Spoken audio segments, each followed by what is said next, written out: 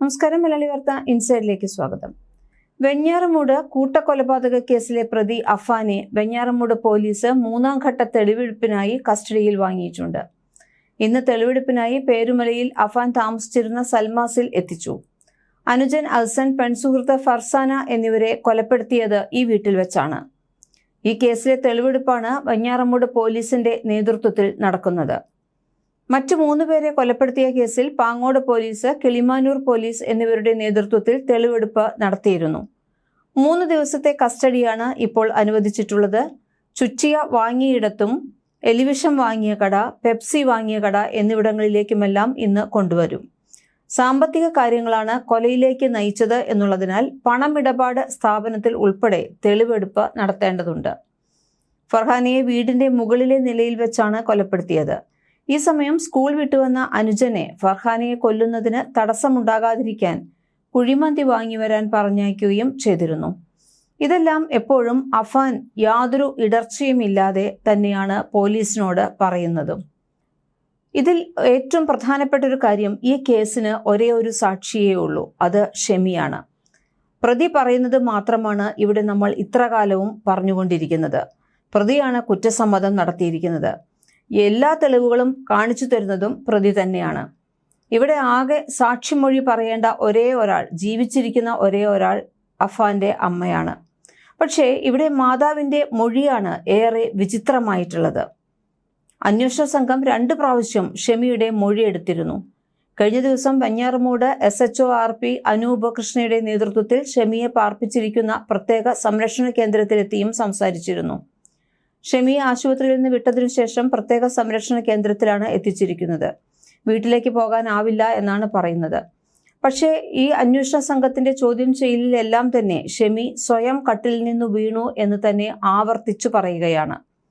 ഒരു തരത്തിലും ആരോടും, റഹീമിനോട് പോലും എന്താണ് സംഭവിച്ചത് എന്ന് വ്യക്തമാക്കാൻ ഷെമി തയ്യാറല്ല. മാത്രമല്ല, മകൻ അഫാൻ ആരെയും കൊല്ലാൻ കഴിയില്ല, അവനല്ല കൊന്നത് എന്നുമാണ് ഇപ്പോഴും പറഞ്ഞുകൊണ്ടിരിക്കുന്നത്. ബന്ധുക്കളോടും റഹീമിനോടും പോലീസിനോടും എല്ലാം ഷെമി ഒരേ മൊഴി തന്നെ വീണ്ടും വീണ്ടും ആവർത്തിക്കുന്നു, അഫാൻ ആരെയും കൊല്ലില്ല. ഇപ്പോൾ അഫാനെ കാണണമെന്നാണ് ഷെമിയുടെ മറ്റൊരാവശ്യം. ഇതേസമയം റഹീം ചുറ്റിക വാങ്ങിയ കടയിൽ അഫാനെ കൊണ്ടുവന്നപ്പോൾ വേദനയോടെ മകനെ നോക്കി നിൽക്കുന്ന റഹീമിനെ നമ്മൾ സമൂഹ മാധ്യമങ്ങളിലൂടെ കണ്ടതാണ്. പക്ഷേ റഹീം അടുത്തേക്ക് പോലും പോയില്ല. അവനെ ഇനി എനിക്ക് കാണേണ്ട എന്നു തന്നെയാണ് റഹീം പറയുന്നത്. ഇപ്പോഴും മാതാവ് ഷെമി ആദ്യം നൽകിയ മൊഴികളിൽ തന്നെ ഉറച്ചു നിൽക്കുമ്പോഴും റഹീം പറയുന്നത് തെറ്റ് ചെയ്തത് സ്വന്തം മകനായതായാലും തെറ്റ് ചെയ്തതിന് ശിക്ഷ അനുഭവിച്ചേ മതിയാകൂ എന്നാണ്. വെഞ്ഞാറമൂട് SHO RP അനൂപ് കൃഷ്ണയുടെ നേതൃത്വത്തിലാണ് ഷെമിയെ പാർപ്പിച്ചിരിക്കുന്ന പ്രത്യേക സംരക്ഷണ കേന്ദ്രത്തിലെത്തി മൊഴിയെടുത്തത്. എങ്ങനെയാണ് പരിക്കേറ്റത് എന്ന ചോദ്യത്തിന് കട്ടിലിൽ നിന്ന് വീണു എന്ന മറുപടി തന്നെയാണ് ഇപ്പോഴും ആവർത്തിച്ചത്. കട്ടിലിൽ നിന്ന് വീണാൽ ഇത്രയും വലിയ പരുക്ക് ഏൽക്കില്ലല്ലോ എന്ന ചോദ്യത്തിന് ആദ്യം വീണതിനു ശേഷം എഴുന്നേൽക്കാൻ ശ്രമിച്ചപ്പോൾ വീണ്ടും വീണു എന്ന മറുപടിയാണ് നൽകിയത്.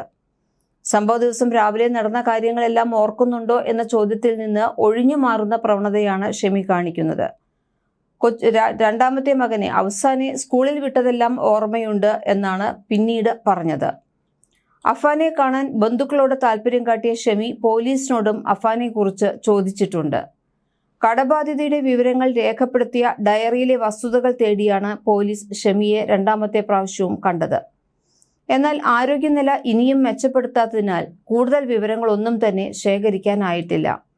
ഭാര്യ ഷെമിയും അഫാനും തട്ടത്തുമലയിലെ ബന്ധുവിൽ നിന്ന് പലിശയ്ക്ക് 5 ലക്ഷം രൂപയാണ് വാങ്ങിയിട്ടുള്ളത്. ഇതിൽ 5.5 ലക്ഷം രൂപ പലിശ മാത്രമായി തിരികെ നൽകി എന്ന് പറയുന്നു. പലിശ കൃത്യസമയത്ത് നൽകിയില്ലെങ്കിൽ വിളിച്ച് ഭീഷണിപ്പെടുത്തുമായിരുന്നു. തട്ടത്തുമലയിലെ 2 ബന്ധുക്കളെ കൊല്ലാൻ ആഗ്രഹിച്ചിരുന്നുവെന്ന് അഫാൻ പോലീസിന് മൊഴി നൽകിയിട്ടുണ്ട്. ഇതല്ലാതെ മറ്റ് നാട്ടുകാരിൽ ആരുടെ കയ്യിൽ നിന്നെങ്കിലും പൈസ വാങ്ങിയിട്ടുണ്ടോ? ആരാണ് ഇത്രയധികം ഈ കുടുംബത്തിനെ ഭീഷണിപ്പെടുത്തിയിരുന്നത്? ഈ കാര്യങ്ങളെല്ലാം അറിയണമെങ്കിൽ സാമ്പത്തിക കാര്യങ്ങൾ എഴുതി വച്ചിട്ടുള്ള ഒരു ഡയറി ആ വീട്ടിലുണ്ട്. ആ ഡയറി കണ്ടെത്തിയാൽ മാത്രമേ സാധിക്കുകയുള്ളൂ. പക്ഷേ ഇപ്പോഴും ആ ഡയറി കണ്ടെത്താൻ പോലീസിന് കഴിഞ്ഞിട്ടില്ല. അഫാൻ കൊലപ്പെടുത്തിയ ഫർസാനയെ തനിക്ക് അറിയാമെന്നും മകൻ ചെയ്ത തെറ്റിന് ആ കുടുംബത്തോട് മാപ്പിരക്കണമെന്ന് ആഗ്രഹമുണ്ടെന്നും പിതാവ് റഹീം പറഞ്ഞിരുന്നു. ഇവരുടെ പ്രതികരണം എന്താകുമെന്ന് ഭയന്നാണ് ആ വീട്ടിലേക്ക് പോകാതെ ഇരിക്കുന്നതെന്നാണ് റഹീം പറയുന്നത്. സഹോദരിയുടെ മകളാണ് അഫാന് ഫർസാനിയെ ഇഷ്ടമാണ് എന്ന വിവരം തന്നോട് പറഞ്ഞത്. ഇൻസ്റ്റാഗ്രാമിൽ ഫോട്ടോ ഇട്ടത് കണ്ടിട്ടാണ് അവൾ പറഞ്ഞത്. ഇക്കാര്യം ഭാര്യ ഷെമിയോട് ചോദിച്ചപ്പോൾ ഒപ്പം പഠിക്കുന്ന പെൺകുട്ടിയാണ് എന്ന് മാത്രമാണ് ഷെമി അപ്പനോട് പറഞ്ഞത്. അപ്പോഴും മകനെ രക്ഷിക്കുന്ന ഒരു നിലപാട് തന്നെയാണ് ഷെമി അവിടെയും എടുത്തത്. പിന്നാലെ അഫാനോട് കാര്യം ചോദിച്ചു. ഉമ്മ ചുമ്മാ പറയുന്നതാണ് വാപ്പ എന്നായിരുന്നു അഫാന്റെ മറുപടി. ചുമ്മാതൊന്നുമല്ല, ഞാൻ അറിഞ്ഞു. നിനക്ക് അങ്ങനെ എന്തെങ്കിലും ഉണ്ടെങ്കിൽ മനസ്സിലിരിക്കട്ടെ. സ്വന്തമായൊരു നിലനിൽപ്പാകുമ്പോൾ 10-27 വയസ്സാകുമ്പോൾ തൊഴിൽ കണ്ടെത്തണം. അപ്പോഴും ഇഷ്ടമാണെങ്കിൽ കല്യാണം കഴിപ്പിച്ചു തരാം. തനിക്ക് വിഷയമില്ല എന്ന് മകനോട് പറഞ്ഞിരുന്നു എന്നാണ് റഹീം ഇപ്പോൾ ദുഃഖത്തോടെ പറയുന്നത്. ഫർസാനയുടെ ഫോട്ടോ അയച്ചു തരാൻ മകനോട് ആവശ്യപ്പെട്ടുവെങ്കിലും അയച്ചു തന്നിരുന്നില്ല. സംസാരിക്കുന്നത് കേട്ട ഇളയ മകൻ വാപ്പ ഞാൻ അയച്ചു തരാം എന്ന് പറഞ്ഞ് വാട്സാപ്പിൽ അയച്ചു തരികയായിരുന്നു എന്നാണ് റഹീം പറയുന്നത്. ഫർസാനയുടെ മാല വാങ്ങി അഫാൻ പണയം വെച്ചിരുന്നു. വിഷയം വീട്ടിലറിഞ്ഞതോടെ നിർബന്ധിച്ച് മാല തിരികെ എടുപ്പിച്ചു. ഇതോടെയാണ് ഫർസാനയോടുള്ള സ്നേഹം മാറി പകയായതെന്നാണ് അഫാൻ ഇപ്പോൾ പോലീസിനോട് വെളിപ്പെടുത്തിയിട്ടുള്ളത്. ദുരിതാവസ്ഥയിൽ ബുദ്ധിമുട്ടിച്ചതോടെയാണ് വകവരുത്താൻ തീരുമാനിച്ചതെന്നും അഫാൻ മൊഴി നൽകുന്നു. ഉമ്മ ഷെമിക്ക് സുഖമില്ല എന്ന് പറഞ്ഞാണ് സംഭവ ദിവസം ഫർസാനയെ അഫാൻ നിർബന്ധിച്ച് വീട്ടിലേക്ക് കൂട്ടിക്കൊണ്ടുവരുന്നത്. വീട്ടിലെത്തിയതോടെ തലയ്ക്കടിച്ച് കൊലപ്പെടുത്തുകയും ചെയ്തു. അഫാന്റെ മനസ്സിൽ എന്താണ് തോന്നിയതെന്ന് പറയാൻ പറ്റുന്നില്ല. 6.5 വർഷം ഞാൻ ഇല്ലാത്ത കുറവ് ചെറിയ മകൻ അഫ്സാനെ അവൻ അറിയിച്ചിട്ടില്ല. എല്ലായിടത്തും കൊണ്ടുപോകും, എല്ലാം വാങ്ങിക്കൊടുക്കും, എന്നിട്ടാണ് അവനെയും ഇല്ലാതാക്കിയത് എന്ന് റഹീം കണ്ണുനീരോടെ ഓർക്കുന്നു. മക്കൾക്ക് വേണ്ടിയാണ് ജീവിച്ചത്. 2 മക്കളും ഇല്ലാതെയായി. ഇനി എവിടേക്കും പോകാനില്ല എന്നും സാമ്പത്തിക ബാധ്യതയ്ക്കും ഭാര്യയുടെ ചികിത്സയ്ക്കും മുന്നിൽ പകച്ചു നിൽക്കുകയാണ് താനെന്നുമാണ് റഹീം പറയുന്നത്. ഭാര്യയ്ക്ക് ക്യാൻസർ അസുഖമുണ്ട്. അതിനുകൂടെയാണ് ഇപ്പോൾ മകൻ വരുത്തിവെച്ച ഈ ദുഃഖവും ഇവർ അനുഭവിക്കുന്നത്. ചുറ്റിക കൊണ്ടടിച്ചതിൽ നിന്ന് ഭാര്യയുടെ തലയ്ക്ക് ഷെമിയുടെ തലയ്ക്കേറ്റ പരിക്കിൽ നിന്ന് ഇനിയും അവർക്ക് ഭേദമായിട്ടില്ല. ഇത്തരം ചികിത്സയും ബാധ്യതയും എല്ലാം തന്നെ ഇപ്പോഴും റഹീമിൻ്റെ കയ്യിൽ നിൽക്കുന്നു. പക്ഷേ അപ്പോഴും ഭാര്യയുടെ ഷെമിയുടെ മൊഴി വളരെ വിചിത്രമായി തന്നെ ആണ് നിലനിൽക്കുന്നത്. കാരണം സാക്ഷിയായി നിൽക്കുന്ന ഒരേ ഒരു സ്ത്രീ അല്ലെങ്കിൽ ഒരേ ഒരാൾ ഷെമി മാത്രമാണ്. ഷെമി പക്ഷെ ഒരിക്കലും അഹാനെ തള്ളിപ്പറയാൻ തയ്യാറാകുന്നുമില്ല. അത് എന്തുകൊണ്ടാണ് എന്നാണ് പോലീസ് ഇപ്പോൾ അന്വേഷിക്കുന്നത്. മലയാളി വാർത്ത ഇൻസൈഡ്.